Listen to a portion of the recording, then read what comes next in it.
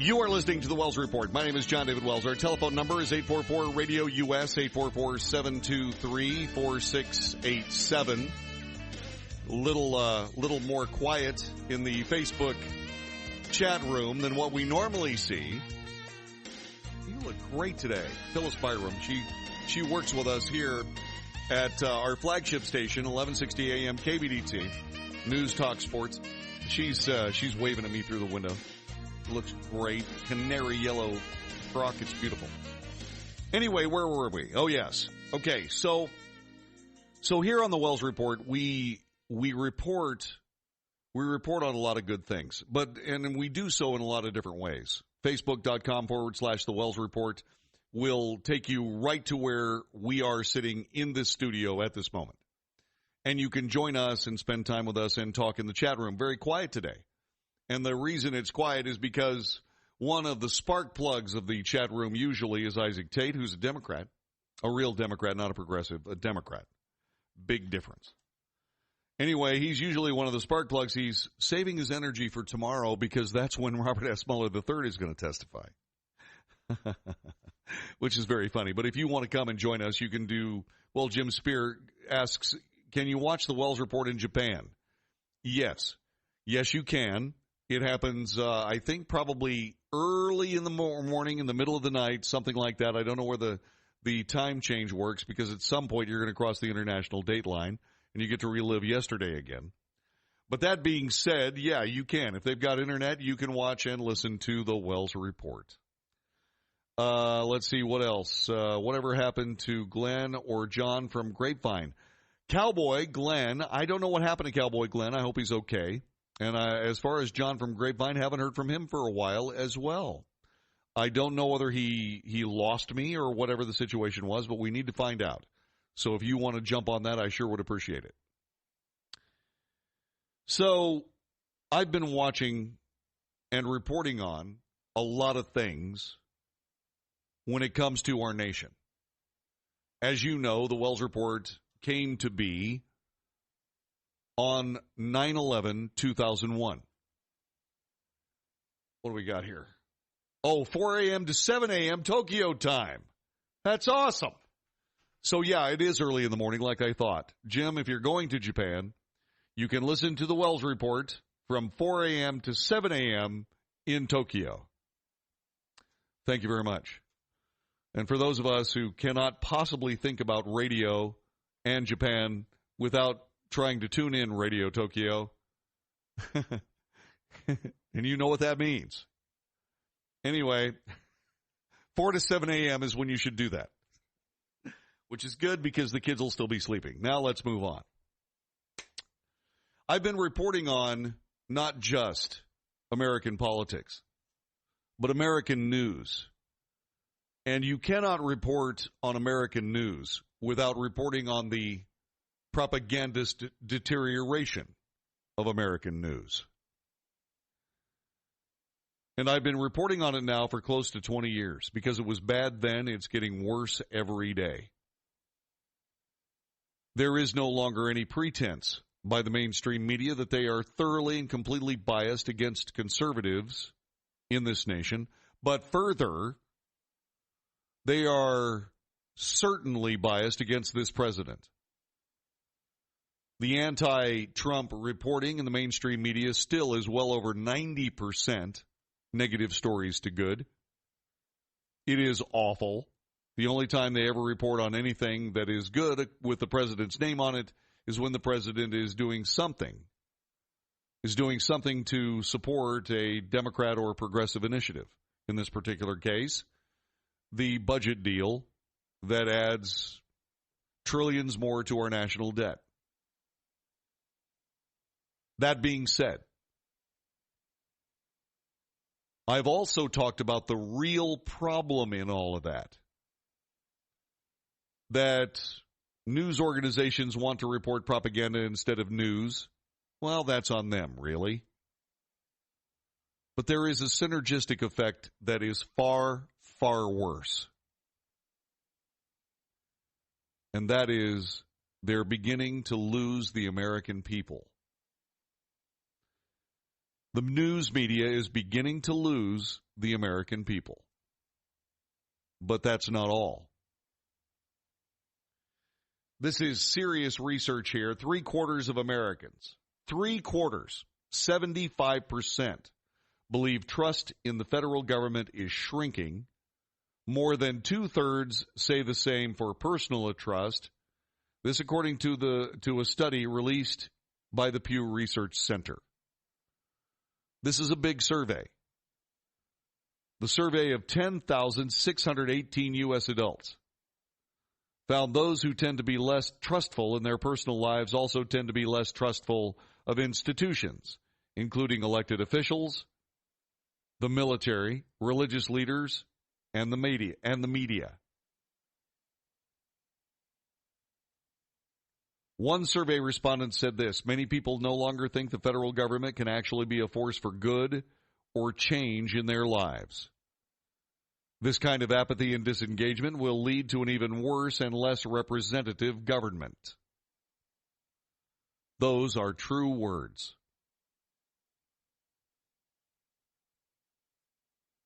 Despite the current outlook, Americans are hopeful declining trust is a solvable problem. The survey found that 84% believe confidence in the federal government can be improved. 86% think the same of confidence in one another. Listen to this.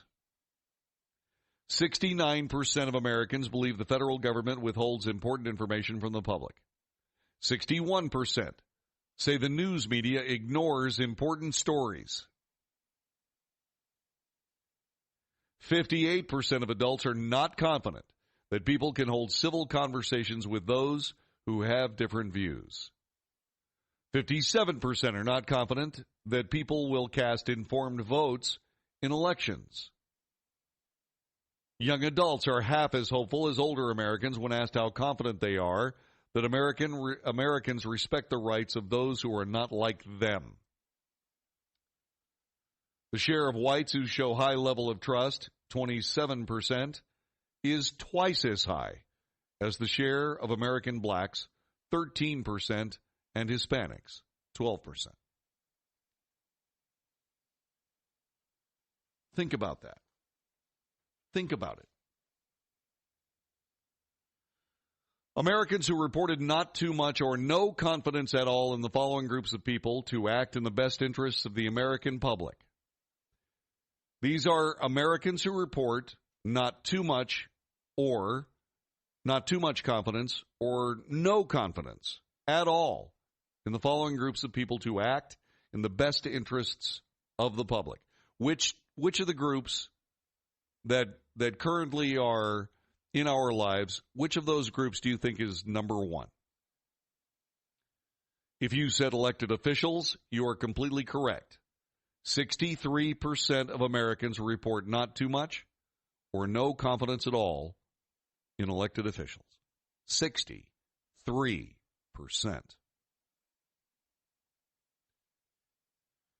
The Wells Report has been out in front of all of this for years. We have reported on the fact that the American people's confidence in the government of the United States is dwindling now to the point where nearly 2/3 of America believes that elected officials will not act in the best interests of the American public. It is not the tail wagging the dog. It is the dog wagging the dog. Politicians across the board are losing the confidence of the American people. I'm simply reporting on it. They themselves are causing it. Americans report, 57% of Americans report not too much or zero confidence in business leaders. 57% of Americans report not too much or no confidence in officials appointed by a president to oversee government agencies. And then there's this. More than half of Americans report not too much or zero confidence in America's news media. That's over half. 52%. Over half of Americans do not believe that the media is acting in the best interest of the public. This Pew Research project is not 2,500 people with a plus or minus error rate in the 5 percentile. This is very serious research. This is as accurate as it gets. Over 50% of Americans don't believe the news media acts in the best interests of the American public. There's more. 44% of Americans do not have any confidence in journalists. Different than the media, journalists are essentially the people who write the first draft of history. Nearly half of America does not believe that they operate in the best interests of the people of the United States.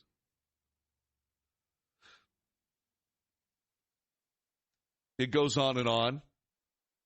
Professors, college university professors, a third of Americans do not have confidence that they operate in the best interests of Americans.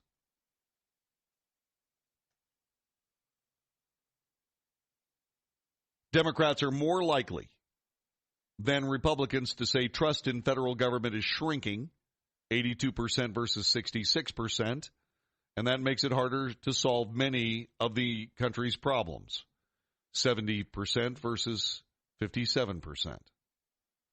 There is one thing Americans agree on regardless of politics. Trust in both the federal government and one another must improve. Among the solutions respondents provided, less political partisanship, tribalism, and sensationalist stories, and more empathy all around. One survey respondent, a 63-year-old woman, suggested 5 things would make things better. 1, if members of each party would be less concerned about their power in the next election and more concerned with how they can serve the people. Term limits, a possibility. Number 2, rules about lobbyists' corporate money influencing politicians. 3, importance of ethics laws and follow-through for violators. 4, promoting fact-based legislation. 5, better relations among both parties and leaders. This is not a war. Well, it depends on how you look at it. If I see somebody running for the presidency of the United States that violated federal law, and then I realized, wait a minute, that person has a chance to win versus somebody who has not violated federal law, that's close to a war.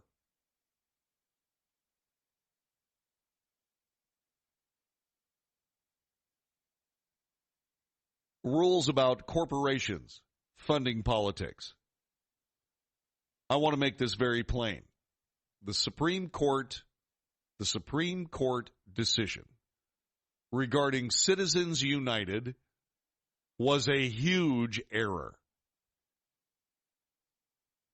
It was absolutely a huge error.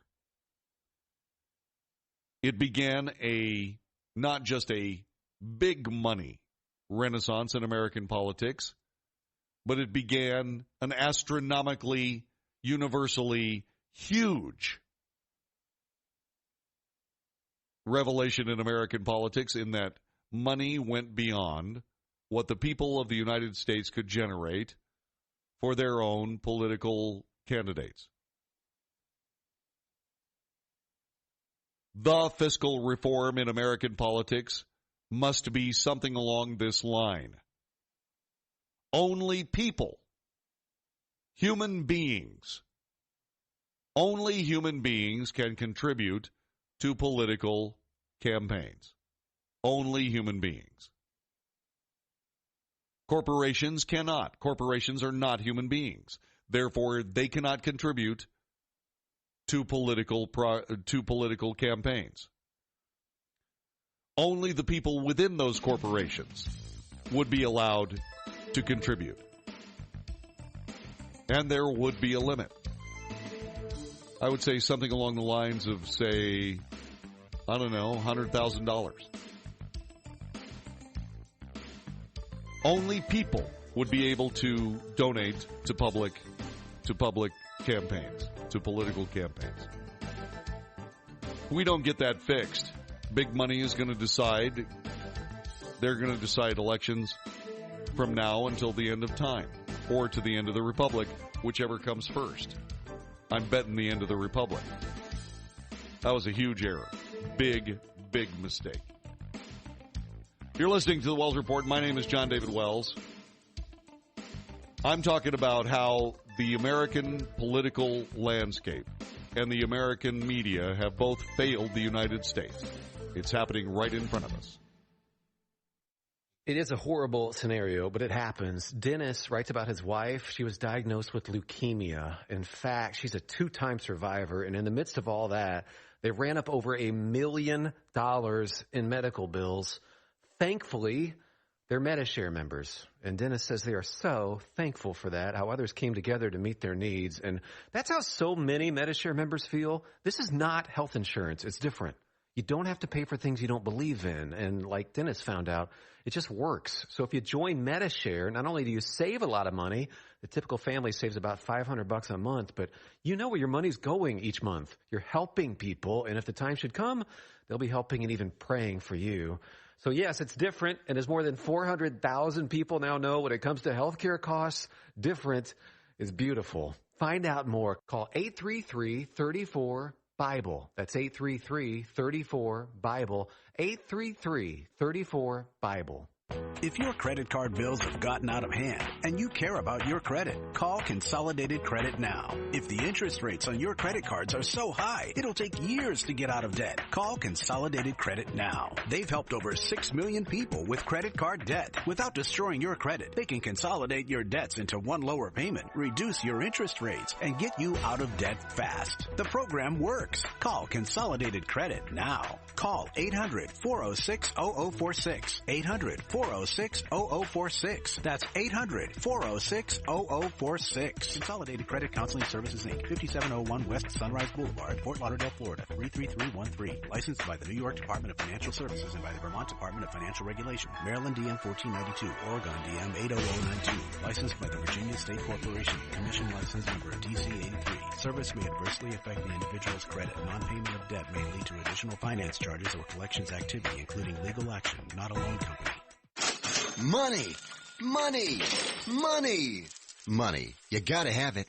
When you need it, what do? If you don't have a rich uncle, call Lending Tree. With us, hundreds of banks compete for your business. So you'll get loans with competitive interest rates. And in some cases, with no closing costs. So here's the deal. If you need money, call us. Do you want to refinance your current loan? Are you 62 or older and interested in a reverse mortgage? Then call Lending Tree now. 800-634-1315. 800-634-1315. We've closed over $250 billion in loans. We know what we're doing and can help you. Call right now for a free quote. 800-634-1315. 800-634-1315. 800-634-1315. That's 800-634-1315. NMLS number 1136.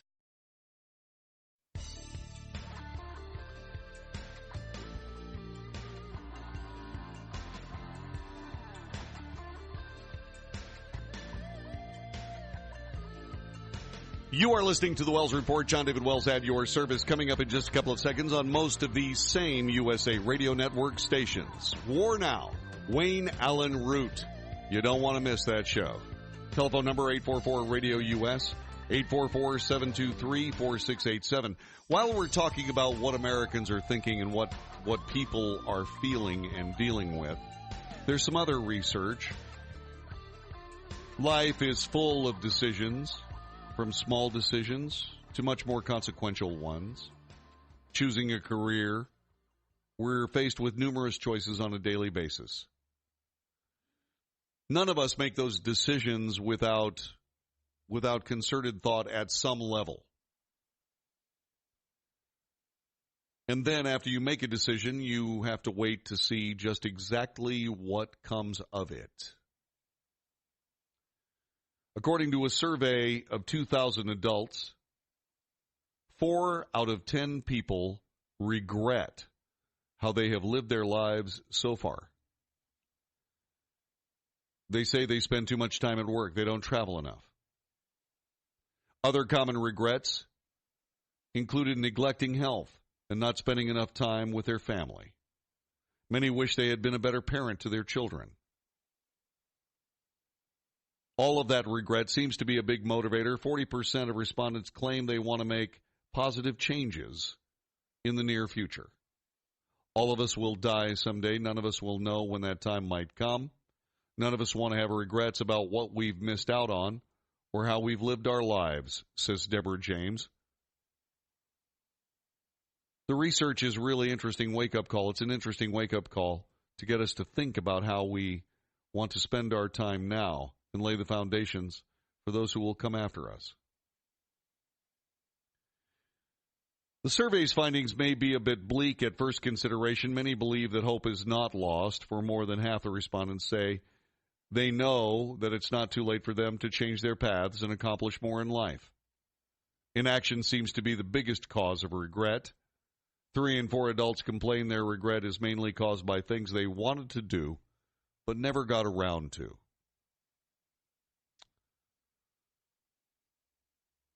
I have, since, I guess, somewhere in the vicinity of 1970, been interested in the work of a guy named Joe Walsh.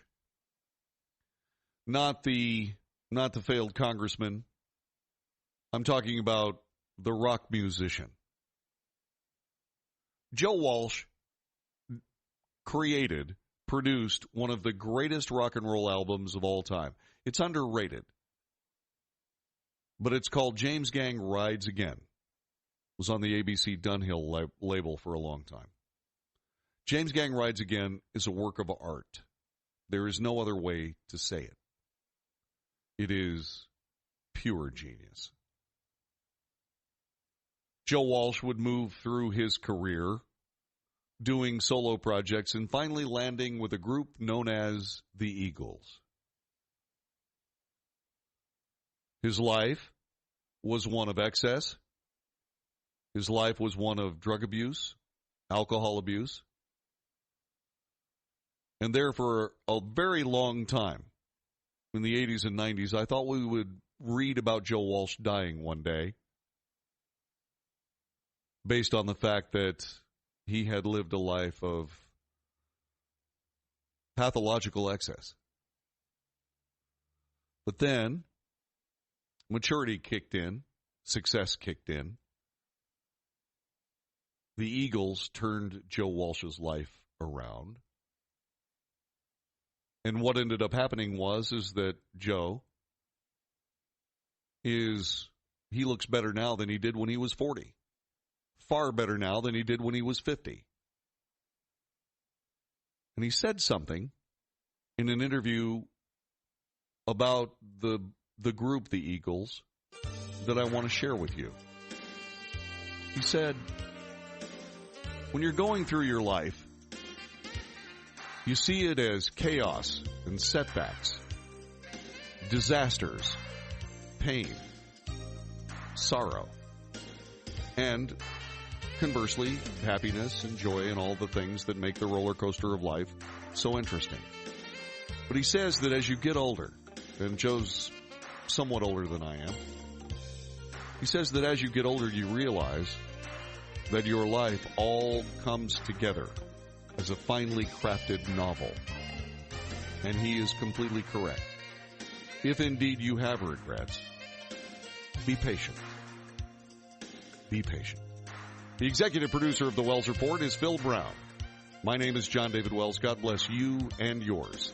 And join us again tomorrow for another edition of the Wells Report on the USA Radio Network.